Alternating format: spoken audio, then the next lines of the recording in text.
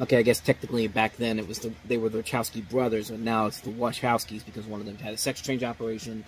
And bottom line, it's the Wachowskis. So The Matrix, if you haven't heard about it, it's basically, what is The Matrix, you're probably asking yourself. It depicts a dystopian future in which humanity is unknowingly trapped inside a simulated reality that intelligent machines have created to distract humans while using their bodies as an energy source.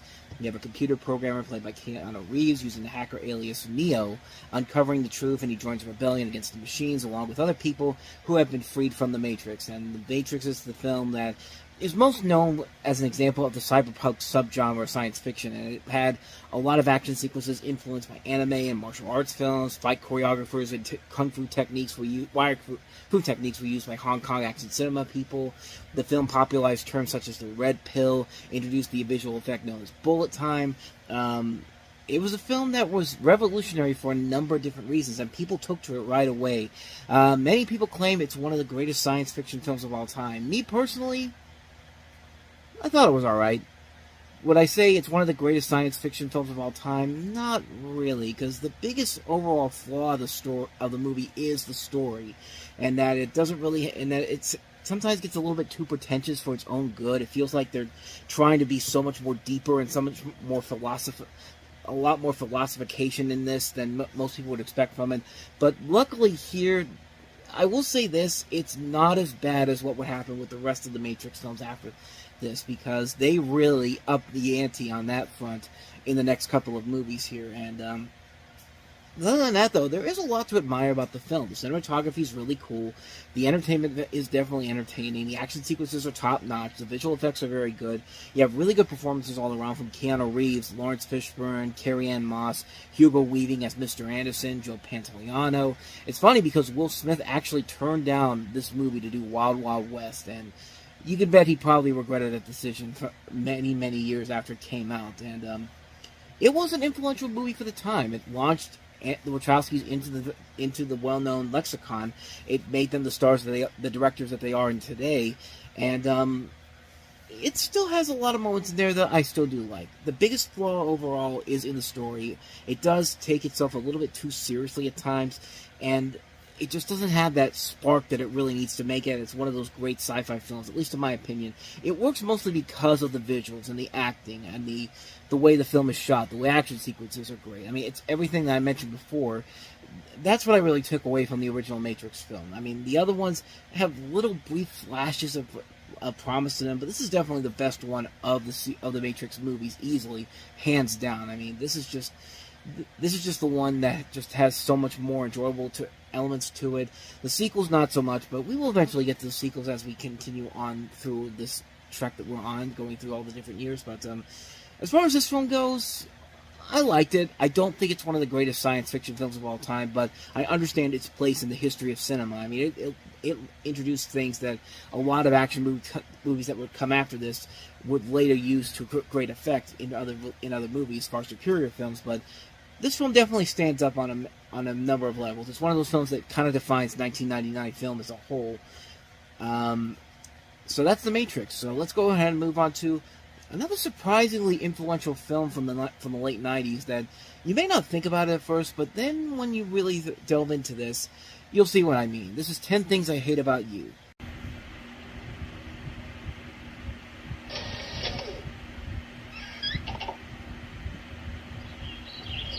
Difference between like and love, because I like my Skechers, but I love my Prada backpack. Bianca Stratford is the most popular girl at Padua High. You're asking me out? I'm down. I've got the 411, and you are not going out and getting jiggy with some boy. I don't care how dope his ride is. Her sister, Kat, is something else entirely. People perceive you as somewhat tempestuous. Hannah Switch is the term used most often. The only thing they have in common I am the only girl in school who's not dating. Oh, no, you're not. Your sister doesn't date. is one simple rule. Okay, you can date. When she does. But she's a mutant. What if she never dates? You'll never date. Oh, I like that. For Cameron, No one will go out with her. it's a problem. Would any of you be interested in dating Katarina Stratford? Maybe if we were the last two people alive, and there were no goats. Are there goats? for Patrick. And what about him? I heard he ate a live duck once. Everything but the beak and feet. It's a challenge. So you two are going to help me tame the wild beast? Absolutely. And for Cat,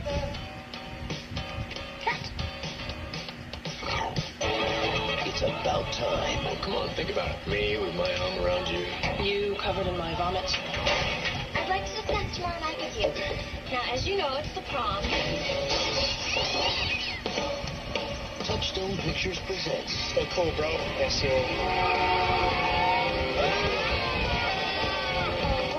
a story for every guy who's ever tried. You never give up, do you? Was that a yes? No! Well, then was that a no? No! Every girl who's ever hoped. You're not as vile as I thought you were. This is not good. And anyone who's ever been taken completely by surprise. She kissed me. Where? In the car? Concentrating awfully hard considering it's gym class. 10 Things I Hate About You. So this is a film that really, when it came out, it really kind of took everybody by surprise. It actually did pretty well with critics and actually did well box office wise. And it has since gone on to have this massive cult following and is considered a classic in the teen film genre. I mean, it's had such a legacy to it. They've actually made a TV series based off of this. I mean, this is a film that does not seem like on paper it has that big of a legacy to it, but over time it has become one of those influential teen films of the late 90s. And once you actually see it, you can kind of see why. You have a story here that's basically a modernized retelling of William Shakespeare's The Taming of the Shrew, retold in a late 1990s high school setting. You have this new student named Cameron, played by Joseph Gordon-Levitt, who is smitten with Bianca, played by Larissa Oliak, who you may recognize as Alex Mack from the sequel World of Alex Mack. And in order to get around her father's strict rules on dating, the father being played hilariously by Larry Miller, he attempts to get bad boy Patrick, played by the late Heath Ledger, to date Bianca's antisocial sister, played by Julia Stiles. The film is named after a poem Kat wrote about her romance with Patrick, and it's directed by Gil Junger. Gil Junger has mostly been known as a primary TV director. This is actually his first movie he directed as a feature film. He'd later go on to direct stuff like Black Knight. He did a couple of other, mostly just DVD movies, direct-to-video films, movies for ABC, Family, and just a good cast overall here. I mean, I mentioned Julia Stiles, Heath Ledger, Joseph Gordon-Levitt, Larissa Oliak, Larry Miller, David Krumholtz you see in there. You see Gabrielle Union, you see Daryl Mitchell, Allison Janney. A really strong cast in here. And it's a film that really has grown over time. I mean, my favorite thing about the movie is Larry Miller. I think this is the strongest comedic performance you can get from Larry Miller, because he has a lot of good funny moments in the film, and you can see why they brought him back for the TV series. But yeah, as far as the film itself goes, I'm actually really surprised at how long that this had a lasting legacy, more than I would have ever thought it did. I mean, nobody really ever talks about this one, but when you see this movie being played on TV so many times, Freeform I think plays it once every couple of weeks on there, and that's really something for a film like this that's been around for almost 25 years and doesn't really get the same kind of attention as something like Clueless does, or some of these other great high school comedies that we've had over the last 4 decades. But this one's definitely up there, and it's definitely worth a watch. It's one of those ones that I saw it and I was kind of like, you know what? This actually does work a lot better than I think it has any right to. I think it works because it has all these great actors involved here very early on in their careers, and I think the result speaks for itself. It's a well-made film. I definitely say check it out if you haven't seen it already. That's 10 Things I Hate About You. So let's go ahead and move on to the last movie here, and that is Steve Martin and Goldie Hawn in the remake of The Out-of-Towners. Well, The Out-of-Towners. Are you throwing us out? Good heavens, no. Security will do that. Oh, Henry! It's the first must-see romantic comedy of the year. Hilarious. You'll laugh till it hurts. Oh my God! He's dancing in ladies' clothes. I don't think I can get into heaven if that's the last thing I see. Steve Martin and Goldie Hawn are sensational. The Out-of-Towners. Henry, on your pants! Rated PG-13. Friday, April 2nd. In theaters everywhere. So this is a remake of a 1970 Neil Simon comedy which starred Jack Lemmon and Sandy Dennis. And this, of course, has Steve Martin and Goldie Hawn in it. Frank Oz directed the film.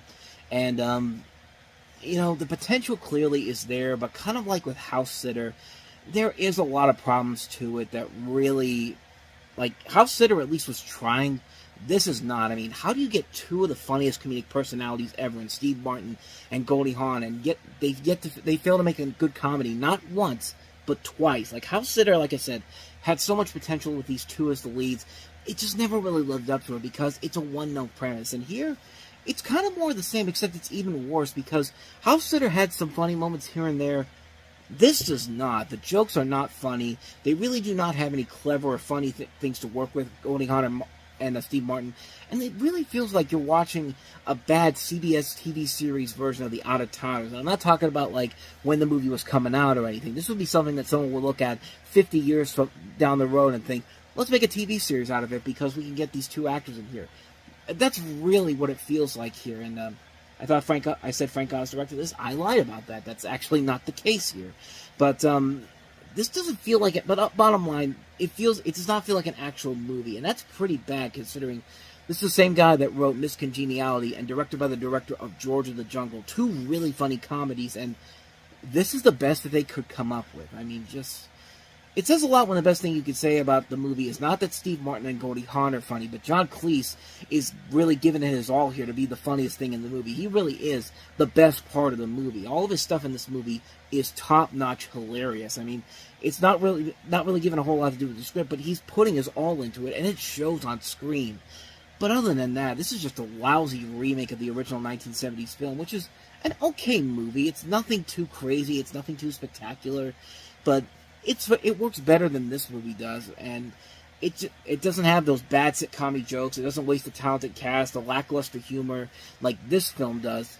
It's just a mess on so many levels. They only remade it because of the name. It's a mess of a film. Avoid this one like the plague. The Out-of-Towners, 1999. Go watch the original. It's much better. Semester in high school. Josie Geller, you enrolled Friday. You are looking at the newest undercover reporter for the Chicago Sun-Times. You're kidding, right? Josie, do you remember high school? Josie! Oh, Ricky, big deal. You get to be 17 again. Okay, feeling good. Welcome to Shakespeare's As You Like It. Are you sure you're 17? I'm 17. Of course. She's never been hip. Oh, This is where the stories are. She's never been cool. You will become friends with these people. Houston, Kristen, Gibby. What's up, girlfriends? Are you in special ed? And she's never been sexy. You will party with them. You'll rave with them. You're gonna get jiggy with them. Until now. All you need is one person to think you're cool and you're in. You can't just come in here and be popular in one day. You gotta know that girl, Josie Geller? She used to date the drama from the Big Bad Voodoo Daddies. Shut up. It's true. So let's hear it. I'm not Josie Grossi anymore. I'm not Josie Grossi anymore.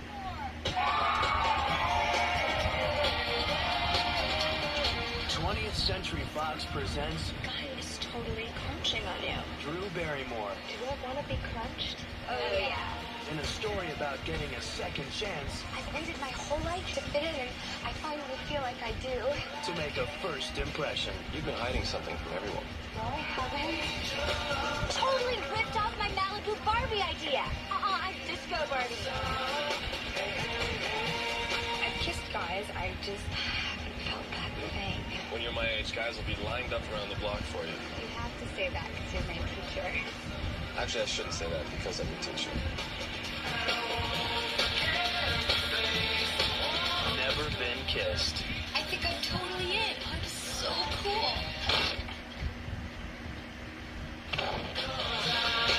So Drew Barrymore plays this Chicago Sun-Times copy editor who was desperate to graduate from perfectionist copy editor to reporter and gets her chance to do so when the owner of the company, played by Gary Marshall, orders the editor to cover the high school scene by undercover. So she was a frustrated, ridiculed nerd when she was in high school, but she gets a popular makeover from her dropout, naturally funny brother, played by David Arquette. Both siblings find love and joys of youth again, but in Josie's case, it's sensitive bachelor teacher Sam Colson, who enjoys sophisticated conversation. As the publication deadline approaches, the price of blowing the cover seems even more daunting, yet inevitably she ultimately will, unless she sacrifices her career. And, it's weird, because this came out around the same time as the movie we just talked about last time around, which was 10 Things I Hate About You, This film also has a weird cult following, too, and weird in the sense that nobody really ever talks about it like the classic movies of, like, you know, Mean Girls or something like from a lot of the John Hughes movies from the 1980s, but this is another one that you see a lot on TV when it plays on Freeform and, like, on MTV. You see it on TV a lot, and it has had the lasting legacy. In fact, Barrymore has actually reprised the sketch several times on her talk show. And this is also directed by Rysher Gosnell, whose last film was the infamous Home Alone 3. Is not a good director overall, but, you know, this is probably one of his better movies, honestly, the more I think about it. But it is a really good movie, and it works, I think, mostly because of that charm by Drew Barrymore. Like, usually Drew Barrymore will never really put in a bad performance, even in a terrible movie. She usually does give it her all, and in this film, she does a pretty good job with playing an adult woman in high school again.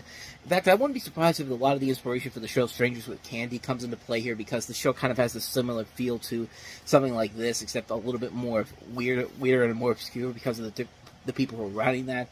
But, this is a really good film, and it works because you have a good ensemble cast that she's working with, including Jessica Alba, David Arquette, Michael Vartan, Lily Sobieski, Molly Shannon. I talked about Gary Marshall, John C. Reilly, James Franco. I mean, there is a good cast overall to here. Yeah, you get the same kind of tropes you see in these type of films, but what really does carry it is Drew Barrymore and her commitment to these roles, because she usually will give it 110%, and this one was no exception to that. She does a really good job of handling this, and this makes for a fun little romantic comedy. It's a really enjoyable film. Definitely check it out if you haven't seen it. I really think most of you probably have already seen it, but it's a film that has really grown to have a cult following over the years, and it has, rightfully so, because it definitely deserves a lot of the attention, because it is a really enjoyable film. So that's Never Been Kissed, so let's go ahead and move on to the next movie, another cult film from around this time, Doug Liman's Go. What are you up to tonight? We're going to this party tonight, this warehouse thing. Some sort of rave thing. Is this going to be cool? Sit back and watch. I understand this party tonight's going to be huge. It's going to be a kick-ass time. Columbia Pictures invites you You shouldn't do this, Rana. to a new kind of night on the town. I think I feel something. Don't do it, he's stuck. Give it a gun. Are you a virgin? What? Wow, bang, surprise. No. Yo, man, I told you, my mother's mother's mother will. If you were any less black, you would be clear. Shut up! Get ready for the year's hippest, edgiest comedy You stole a car, shot a bouncer, had sex with 2 women. that will define the generation. It was gonna go as bad as it could have. Is your British ass happy now? Go. What are we doing tomorrow? So this was Doug Liman's follow-up to Swingers, which is the movie that launched him into the stratosphere in Hollywood. You have stories told from 3 different perspectives. The story of a bunch of young Californians trying to get some cash, deal some drugs, score money, have sex in Las Vegas, generally experience the rush of life. Pretty much what you do in your teens around this in your 20s around this time. And you see the names in there. You see William Fichtner, Katie Holmes, Jay Moore, Sarah Paulist, Scott Wolf, Taye Diggs, Breckenmeyer, Timothy Oliphant. You see Melissa McCarthy in her first film role. Jane Krakowski, then on Ally McBeal. And didn't do so well at the box office, but it went on to have a cult following over the years. It's been acclaimed as one of those really underrated gems from around the time period. The dialogue is very good, written by John August. You have some really cool visual looks to the film that Liman would later use for his action films shortly after this. And it moves at a fast enough pace where you never feel like it's it's never moving way too fast for you to get under your skin, to really distract you from what's going on here. And it's funny because you can definitely tell there's a lot of inspiration from Pulp Fiction. We were getting a lot of Pulp Fiction knockoffs around this time, but this is one that really feels like it never feels like it's directly ripping it off. It's taking a lot from it, but it's creating its own unique thing about it compared to what some of these other knockoffs have done. And it is very well done. It's a really solid film overall. I definitely say check it out if you haven't seen it. So let's go on to the next film, Jackie Chan in a dual role, Twin Dragons. These twin brothers are about to meet. I'm so sorry. For the first time. On April 9th, get ready. Let's go. For twice the action. Twice the fun. Are you alright? I'm fine. Twice Face the Chan. Jackie Chan. And Jackie Chan. Twin Dragon. Rated PG-13. Starts Friday 8. Another one of Jackie Chan's movies that eventually made it to America. This actually came out in 1992, originally in Hong Kong. It took 7 years to finally get here, and this is actually, I think, one of the few ones released by Miramax and not New Line Cinema, who put out a lot of those movies that brought him to the that brought him into the lexicon here in America. But I have a story where you have this woman that gives birth to identical twins. A criminal in the same hospital attempts to escape, taking one of the twins hostage. The child is lost during the confusion, and they return to New York with one child. Years later, John Maz, a famous conductor and pianist, unaware that his twin brother Boomer is a mechanic, race car driver, and bodyguard in Hong Kong. And when they travel to there's a concert, the twins get caught up in each other's business, and anything happens here. Hilarity ensues.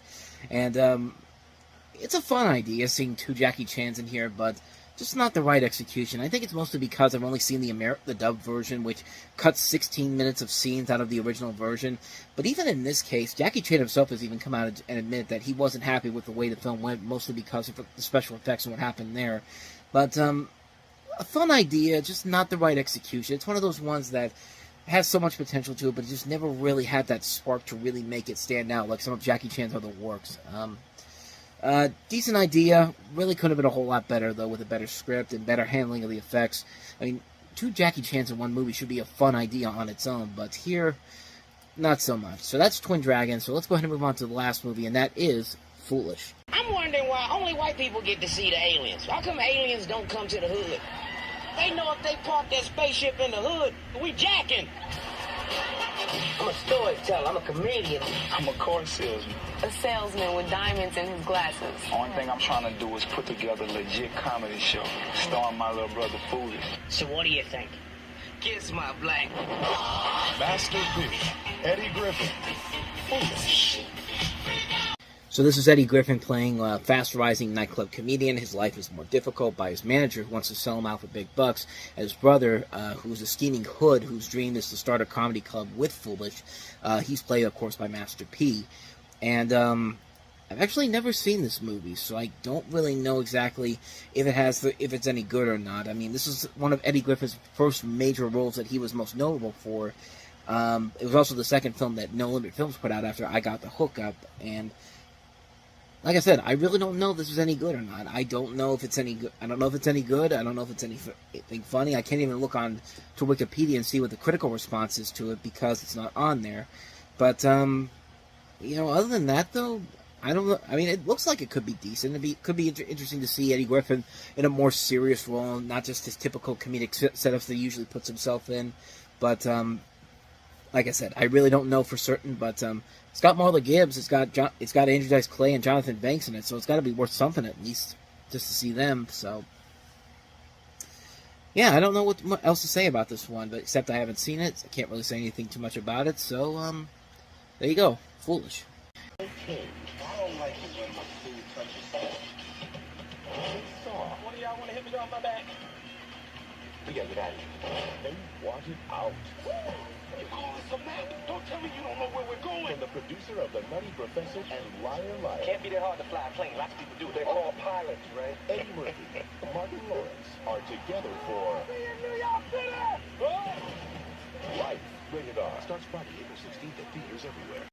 So quite simply, the premise of this is that Eddie Murphy and Martin Lawrence play two people who are being wrongfully convicted of murder. They're sentenced to life in prison, and the movie basically is just them spending the rest of their lives in prison. And that's kind of really the only thing that the story has to it. But I think they were just hoping that Eddie Murphy and Martin Lawrence were really going to carry the film overall. And while they do, the movie definitely falls flat, mostly because of the story. We've seen the story done over and over again.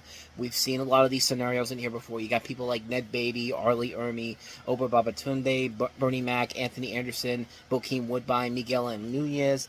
A lot of really solid people in here, but they're playing the typical stereotype characters we see in these type of situations here. And Eddie Murphy and Martin Lawrence, they're doing the best they can to hold the film together, but even with them involved, the story really struggles to get anywhere, and I feel like it doesn't really. It's one of those movies that has doesn't really have a good idea of what kind of direction it wants to go to. Does it want to be more of a serious drama? Does it want to be more of a slapstick comedy? It tries to balance itself out, but I don't think the script is strong enough to really carry it all the way through. I really think this is a film that could have been done a whole lot better with a better script. The direction by Ted Demme, who gave us The Ref, is fine. There's moments in there where the effects are pretty cool. Some of the things are fun in here, but for the most part, the movie's kind of a disappointment. Even though Eddie Murphy and Martin Lawrence are perfectly fine in here, I really would have liked to have seen them in a much better film than this. This film could have been so much better than it was, and just for me, it didn't really work out as well as I thought it did. It was alright for what it was, but it definitely could have been a whole lot better. So, that's life, so let's go ahead and, hey, there you go, that's life. That's what people say. I'm sorry for that. But let's go ahead and move on to the next movie, and that is Robert Altman's film, Cookie's Fortune. To get away with murder. What are you eating? Nothing. Cookie's Fortune. Did you eat yet? Yeah. Want some seconds? A Robert Altman film. This is an ensemble comedy in which you have a dysfunctional family in small-town Mississippi and their various responses to the suicide of their wealthy aunt, some of them turning criminal. You see Glenn Close, Julianne Moore, Liv Tyler, Patricia Neal, Charles S. Dutton, and Chris O'Donnell among the cast, as well as Lyle Lovett and Ruby Wilson. This is one of those Robert Altman films I don't remember too much about because I've never really seen the film. I've only seen like little bits and pieces here and there. I can't believe I forgot this was an Altman movie, honestly, because I thought he didn't do anything in between The Gingerbread Man and Gosford Park, but lo and behold, this film that comes out. But it's got some good reviews for it. I mean, a lot of people really seem to like it. It has a good cast overall. Like I said, everybody I mentioned, Ned Beatty, Courtney B. Vance, Donald Moffat, Niecy Nash is also in here as well. Solid cast overall in here, so I wouldn't be surprised if this actually turned out to be a pretty good film. But like I said, I completely forgot that this was actually a Robert Altman movie, honestly, so I don't really know too much about it. Thought it was, the little bits that I seen I thought were pretty alright for what I saw, but I need to see the whole film to really get a full grasp of it, so with that said, that is Cookie's Fortune, so let's go ahead and move on to the last one we have here, and that is Goodbye Lover. Watch your step, watch your wife, and watch your back. Now, since the Kennedy boys and the two brothers had so much fun with one broad. Because getting away with $8 million can be murder. Patricia Arquette. Keep your eye on him. He's trouble. Dermot Mulroney, Ellen DeGeneres. Thank you, Sherlock. Mary Louise Parker, and Don Johnson. Why am I taking these chances? Goodbye Lover. Rated R. Starts Friday, April 16th. Another one of those movies that was trying to be kind of like the new Pulp Fiction. We were still kind of in the grasp of ripping off one of the most successful movies of the time. And this film definitely feels like it was trying to do that. You have a murder plot surrounding an alcoholic advertising agency worker and his adulterous wife. You have Patricia Arquette, Dermot Mulroney, Don Johnson, Ellen DeGeneres, and Mary Louise Parker among the cast, as well as Alex Rocco, and Ray McKinnon, John Neville, Andre Gregory, Vincent Gallo, and it really did feel like it was trying to copy the formula that did come from Pulp Fiction. Not to mention, this had a situation where the ending had to be changed, which consisted of Patricia Arquette's character getting away with all the money and Rita, the officer, dying in. So they had to change that around. So it's a film that feels like it has a lot, but that doesn't a lot wrong with it in terms of the story. It doesn't really have a connection to where it wants to go, and I don't know. I haven't seen it in full, so I can't really say for certain, but this trailer did not make me really want to see this film, honestly. It just looks like another bad Pulp Fiction ripoff, So anyway, that is Goodbye Lover. Pushing 10, funny, taut, and terrific. Welcome to my sky. We're air traffic controllers. Smart. And sexy. You think they're real? If they are, we'll have to kill them. Unlike anything you've seen before. Looks like A witty, funny, romantic comedy. Regal, Dogger Sheep. We're here all week. John Cusack, Billy Bob Thornton, Kate Blanchett, Angelina Jolie. Are there people who find you charming? Well, they pretend because I try so hard. Pushing 10, rated R, April 23rd, only in theaters. Okay, technically this really isn't about an airport, it's about an air traffic bunch of air traffic controllers, but it's close enough. You have a story here about John Cusack. He's a cocky air traffic controller who quarrels over proving who's more of a man with fellow employee played by Billy Bob Thornton. The film is loosely based around the real-world New York TRACON radar facility. This is directed by Mike Newell, who later go on to direct stuff like Mona Lisa's Smile and Harry Potter and the Goblet of Fire. And it's written by Glenn and Les Charles, the two men behind Cheers, and who also worked on Taxi and Frasier. I believe this was one of their only theatrical releases they did. I think, yes, this is the only film they've ever done in terms of writing a script for them, because mostly, they're mostly for their television work. And overall, the movie itself, I never really got into the movie, honestly. I saw it maybe once a long time ago, and it does have a cult following to it, as it did not do so well when it first came out. It was really a big bomb for 20th Century Fox at the time. But I remember watching it on TV many years ago, and when I saw it, I thought it was just alright, but there was never anything about it that really made me want to say, this is something that people need to see. I saw it, came and went. It was alright for what it was. I mean, like I said, John Cusack, Billy Bob Thornton, Cate Blanchett, Angelina Jolie, got a really good cast involved in here. And I think they do carry the film overall. And I like the idea of doing a comedy like this set up in a traffic control center. But at the same time, there are times when it feels like it's trying a little too hard to be kind of like a Top Gun-ish type of thing. Like it's trying to be kind of like a Top Gun for the 90s. And it has an ending and a plot that doesn't really make a whole lot of sense overall, and it doesn't really feel like it feels with the ebb and flow of the rest of the film. It's not a winner all around. It's a film that definitely gets you very confused when it's all said and done. But when you watch it once, like I said, it's passable, but it's never something that you want to watch again anytime soon. Like, I have had no real intent to ever go watch this movie ever again, despite the people involved. But, like I said, nothing too crazy about this one. Just kind of a decent film. Nothing too significant about it, but it's got a following to it, and it's kind of interesting to see the Charles brothers doing something in a feature film format after their many years in television. So I guess there's something about it if you want to watch it to see what they could do there. But yeah, other than that, though, not so much. The movie is just kind of like, it's there. It's good for a one-time watch, but I have no real intentions of ever watching this ever again. Nor do I ever have any intentions of watching our next movie, David Spade in the comedy Lost and Found. How far would you go to get the girl of your dreams? Dylan Ramsey just met the perfect girl. That's okay, I'm on the pill. But she's already with the perfect guy. Just because he's gorgeous and talented and charming and rich and famous and... I get it. He may not have his style. Oh my gosh, it's Pepe Le Pew. Or his class. I'll raise you your shorts. You couldn't raise my shorts with a crane. But he does have... He's way over on the pier. Oh, you're that dog. I should thank you. Ooh, hey, I was way over on the pier, too. Her best friend. It's strictly business, Jack. You stole her dog? Did you say I borrowed her? My dog is amazing. We go look for Jack, we have some fun together, she liked me, then I return him like he's a hero. Is that 8 seconds? Warner Brothers presents. Wait! Come on to you, Mr. Locoyoco. Ooh, dum dum dum. What a weirdo. David Spade. I want to be exactly like you, boss. Oh no, it's single white female. That looked so much better at the cloning lab. Sophie Marceau. Are you sure you're okay? Wet clothes. And birds. In a comedy about a guy How do we... who'd do anything for love. Who is it? And did. Hi. Sorry, I didn't want to interrupt you. You didn't. There's nothing. I'll go make the bed. So this is a romantic comedy directed by Jeff Pollock, who gave us Above the Rim and Booty Call. And this was David Spade. This is one of his first attempts after Chris Farley's death to try to branch out into becoming a comedic movie star. You know, after his success on Just Shoot Me, as I'm guessing that's what they were trying to do here with him and Sophia Marceau, who would later find success later in the year with The World Is Not Enough. But in this movie, you have David Spade as this restaurant owner who's in love with his new late neighbor, a French cellist who is... In a desperate attempt to garner affections, he kidnaps her pet dog and offers to help him find him on a phantom dog hunt. A wretched in their plans, however, when the dog swallows his best friend's diamond ring. Things get worse for him when his ex-fiancée arrives to win her back. And you can pretty much tell where this goes from here. It's a lame romantic comedy, man. It's a film that's not really that clever, not really that funny, not really that interesting. And...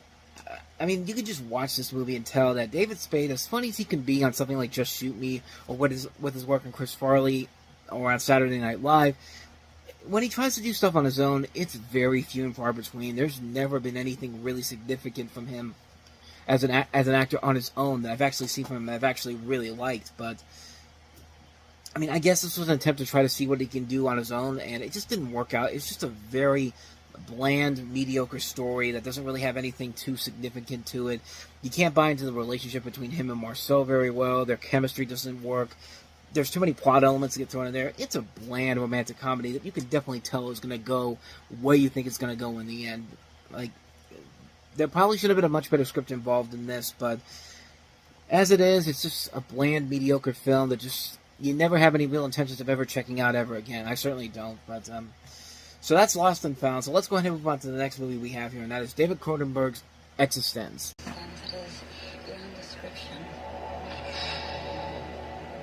In the not-too-distant future, Allegra Geller has created the ultimate escape. Possibilities are so great. This is amazing. A parallel universe called Existenz. A Cronenberg movie you probably didn't even realize it was a Cronenberg movie. I know I certainly didn't. But you have Jennifer Jason Leigh playing this game designer who finds herself targeted by assassins while playing a virtual reality game of her creation. And certainly has a lot of very intriguing ideas. There are still a lot of fun stuff in here. You see Jude Law is in here as well. So is Ian McKellen, Sarah Polley, Christopher Eccleston, Willem Dafoe. A good solid cast overall here. A pretty good idea overall.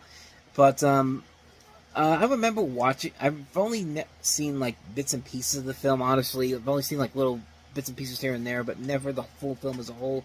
From the little bits I saw, though, there was definitely a lot of promise to it. It looked like something that was very different, very unique compared to what you're used to seeing from a guy like David Cronenberg here. Like, this feels like it was kind of trying to be his Videodrome for the 1990s. Something unique, something different, something that was out of the ordinary. But I think this also had the bad representation of being released just after The Matrix. So I think The Matrix took a lot of this movie's thunder away, because I feel like if The Matrix had been moved away from a time like this probably would have been in better received. But Matrix came out before. This film's kind of seen as a lost, underrated gem. And definitely looks like something I'd be really interested in checking out. Maybe I'll check it out one day, but I only seen little bits and pieces of it, and I think it has a lot of promise to it. So that's Existenz. So on to the last one we have here, and that is Reese Witherspoon and Matthew Broderick in the comedy Election. It was perfect. And did it make you wonder what would happen to anyone who got in her way? You can't put tape on the outside of the poster. Matthew Broderick, doing whatever you need to do to get ahead. Well, there's a whole lot more to life than that. Reese Witherspoon. I won't continue without my attorney present. Election. Oh, looks like you could use a cupcake. Rated R. Now playing in select theaters. Based off of a novel by Tom Perrotta, this film revolves around a student body election and satirizes politics and high school life. You have Matthew Broderick as this popular high school social studies teacher, and Reese Witherspoon as this overachieving student whom he dislikes. And when Tracy runs for student governor president, Jim sabotages his candidacy by backing a rival candidate and tampering with the ballot count. It's funny because when you look at this movie, a lot of people say that this is kind of like a sequel to Ferris Bueller's Day Off. Like, Matthew Broderick's character could be Ferris Bueller if he just changed his name to Ferris Bueller. And I could definitely see that watching this movie again. And Reese Witherspoon, this was kind of the film that kind of helped her establish her identity as a leading actress. I think a lot of people realized that she could be a really good leading actress, and eventually would come down the road to where she'd win an Academy Award for Walk the Line. And this is a pretty funny movie. It's Alexander Payne. Alexander Payne makes a lot of really good films. This was kind of the first movie that introduced him to the stratosphere. I mean, a lot of people would know him later on down the road with stuff like About Schmidt and Sideways, The Descendants, Nebraska. I mean, a lot of terrific films, and this is the film that kind of introduced him to a lot of people, because this is like his first wide theatrical release, and it shows a lot of the potential that he would show in those movies down the road. And I mean, really funny movie, really, really funny, clever black comedy. There's a lot of good elements all around. The acting is great in here. The writing is top-notch. It's just a really fun film. A really well-done film that's highly worth the watch. I would seriously check this one out if you haven't seen it already. It's really one of the best. It's really one of the best underrated comedies you'll ever see. Like, it's a really good film, really solid, very entertaining. Can't recommend this one enough. Election, definitely check that one out. Oh, what a tangled web we weave when first we practice to deceive.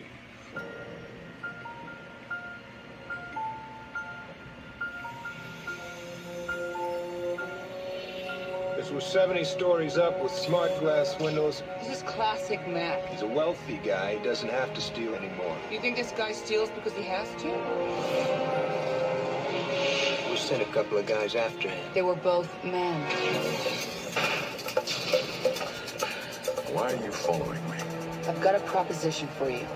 Rule number 1, how do I know that you're not a cop? I'm a thief.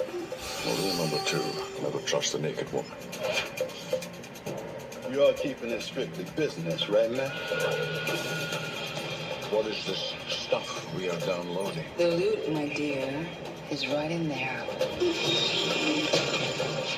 First we try. Then we trust.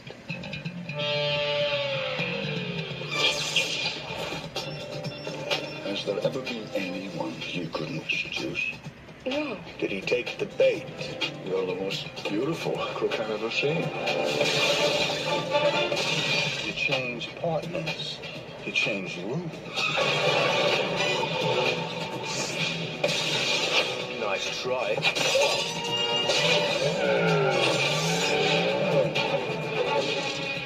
Max does the job. The job was a cover. You're playing both sides. I watch Max back. This is called entrapment.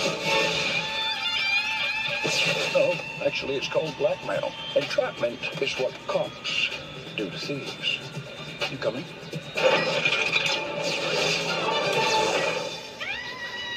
Hold on!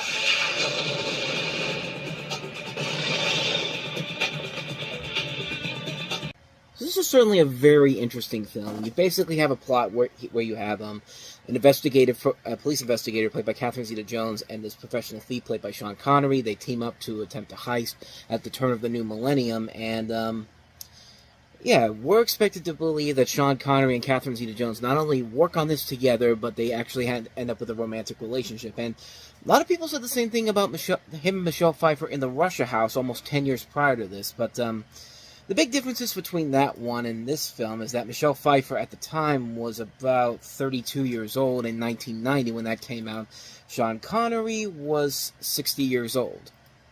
Now, Sean Connery is coming up on near 70 at this point, and Catherine Zeta-Jones is pretty much 30 years old, and so we're expected to believe this relationship between these two, but it's a little bit much to ask, but as far as the film itself goes, I think it works, and let's be honest, the only thing that we really remember from this movie is that famous shot of Catherine Zeta-Jones going through the traps and all that, moving around like that. In fact, let's show it again, just for the hell of it. I mean, come on, that's all you really remember from this movie, and but the movie itself is not bad. It's actually a fun action film. It works well enough where you can watch it and you can see what's going on and be like, okay, I can buy into this. At least I could buy into it. It's a very stylish film. It has some great visuals and some great stunt work overall. I mean, that shot at the end, that scene at the end of the trailer where Sean Connery and Catherine Zeta-Jones are on that, are hanging like that. Like that's what, if you can tell they put effort into this. They were trying to make something intriguing and interesting, despite the fact that the two leads are very much May December in their age brackets. But this is directed by John Amiel, whose last film was the infamous The Man Who Knew Too Little with Bill Murray. And looking at some of the other films he's done, this might be his best overall film. Which, when you consider films like Summersby, Copycat, The Core, it's not really that much of a surprise that this is his best film overall. But it's a fun movie, man. I actually really enjoy it. I think the chemistry works just enough to make it an acceptable film. Like, I think you really can buy into this relationship, even though there's a huge 40-year-old age difference between the two leads in here, and you're supposed to believe their chemistry and somewhat of a romantic chemistry, but it works well enough because the actors are putting their all into it, especially Catherine Zeta-Jones, man.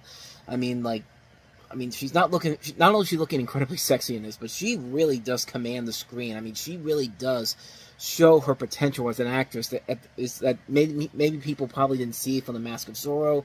I mean, it definitely shows in here why she went on to become the great actress that we know her as now. But it's a real fun movie. Nothing too spectacular, nothing too grand. It's just a good, fun action film that has a lot of elements that work about it. Very few things that don't really work about it overall. But it's a really fun film. I had a really good time watching it. I go back to it every once in a while. It's a fun little caper film. Definitely check it out if you haven't seen it already. So, with that said, let's go ahead and move on to the last film we have here, actually. Because we're only looking at 2 movies. The horror comedy Idle Hands. So Kim Holly over me said you was holding. I didn't say what I was holding. Anton Tobias never had much on his mind. Don't you think you should have like a goal? My dream life would be to lie around all day in bed and watch TV while some hot broad orders me food. And he always had time on his hands. 4 bodies have been discovered, and the killer is still at large. Until one of them got a mind of its own. I have no control over my hand. It makes me do things I don't want it to do. Aren't you a little old for ding-dong ditch? Sorry about your blush. I'm gonna call 911. What's the number? I'm not the killer, okay? I mean, if OJ could get off, then I'm... You're there? Now, his hand won't stop. I don't want to hurt you. Don't! Ew, that's disgusting. His friends won't die. Dead. Undead, actually. There was this big bright white light at the end of a long tunnel. So what happened? You were like, forget that, man. Too far. And the only way to stop it... Idle hands are the devil's playpen, so keep my hands occupied, right? Is to keep it busy. Freeze! Drop the knitting needles. That's probably not a good idea. Put it out! Cut me! Put those needles down your mouth! Cut me! Cut me! Columbia Pictures presents... The police have no leads, and the killer is still out there. You scream like a girl. The comedy. Careful, it's on kind of loose. That's really starting to get on my nerves. That dares to give scary movies... Look at me! Not me in the face! The backhand. What you doing, man? That's my dad. Come on. CPR, man. I saw him Baywatch. Did you lose something there, bud? Idle Hands. The touching story of a boy and his hand. Kinky. So I kind of see this as kind of the comedic version of that infamous Jeff Fahey movie, Body Parts, where he basically gets into an accident. He ends up getting an arm that belongs to a serial killer, and it goes around killing people. But that one was played up straight. This one is played up for laughs, as you can tell from that trailer. But you have the story about this guy, stoner teenager played by Devon Sawa, and whose hand becomes possessed and goes on a killing spree, even after being cut off from his arm. And it is certainly a very intriguing idea. One that I think was definitely ahead of its time, because when this movie came out, it got panned by critics. It was a bomb at the box office. It only made back $4 million of its $25 million budget, which this movie probably should have made a lot more money to it, honestly, but it has gone on to have a massive cult following over the years, and I think that some people say it was because of what had happened that same month. We had the Columbine High School massacre. Columbia Pictures thought they were going to have to delay the film, ultimately canceled the premiere and saw many theaters where the school shooting happened decided not to show the film, and that was probably why it got so panned at the beginning and was not seen as a big hit because of that. But I don't know. I mean, they probably should have moved it to another time. This probably would have worked better as a Halloween movie, honestly. If it came out on Halloween weekend, I think people would have gone to see it then. But it has since gone on to have a cult following to it. It's a really clever, funny idea. I love this idea that this hand just goes around killing people, and it's just like there's no real reasoning behind it whatsoever. Why he picks this one guy to do it. And it's just like, it's so damn funny and so over the top, and you can tell they're putting effort into it because the visuals of, Seth Green with that thing in his head, like that does not look like it was CG or that looks something that's practical. Like that looks like that looks well done. I mean, a lot of this movie is so damn funny. I mean, good cast overall. Seth Green is also in here. Jessica Alba, you see there. Vivica A. Fox. Fred Willard also shows up in here, as does Kelly Monaco. The Offspring is in here too. You hear the song "Give It All the song goes on. All the girlies say I'm pretty fly for a white guy, which is a fun, cheesy 90s song, but I love it in every way, shape, or form. It's a really funny movie, man. I really enjoyed this movie a whole lot. It's a funny horror comedy. It definitely was ahead of its time, and it probably should have been released later on down the road, especially considering what had just happened at that point. But I'm glad people came around to it. I'm glad there is an audience that's building to this, because it is a really funny movie. And quite honestly, I really need to get a physical copy of this movie. I really want to watch this movie again in time for Halloween. But if you haven't seen Idle Hands, definitely check it out. It's actually a pretty fun movie. I should also mention before I go here, the director of this was Rodman Flender, who did, his last film was Leprechaun 2, and he also did the original Unborn, but he's most known, at least to me, as the director of the brilliantly funny documentary Conan O'Brien Can't Stop, where they talk about Conan's tour that he did in between The Tonight Show and his TBS show. Definitely see that one if you haven't seen that one already, and then go see this one too. Idle Hands, highly recommend checking it out. It's definitely worth a watch.